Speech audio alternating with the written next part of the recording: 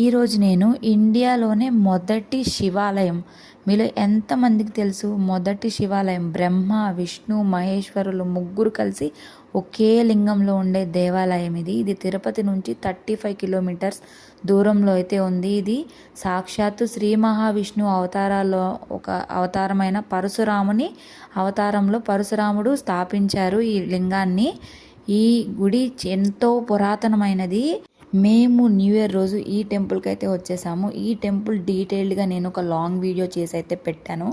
ఇక్కడికి రావడం నేనైతే చాలా హ్యాపీగా ఫీల్ అవుతున్నాను. చాలా పాజిటివ్గా అనిపించింది. ఇంకా ప్రసాదాలు అన్నీ తీసుకొని దర్శనం అంతా బాగా జరిగింది. ఇక్కడ సూర్య భగవానుడి ఆలయం కూడా ఉంది, అక్కడ కూడా దర్శనం చేసేసుకొని హవి కోసం కొన్ని బొమ్మలు అయితే తీసుకున్నాము. వద్దని చెప్పి తల అయితే బాదుకుంటున్నాడు.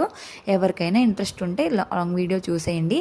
మీలో ఎంతమందికి ఈ బొమ్మ తెలుసు అనేది కూడా ఖచ్చితంగా కామెంట్ చేయండి కింద. ప్లీజ్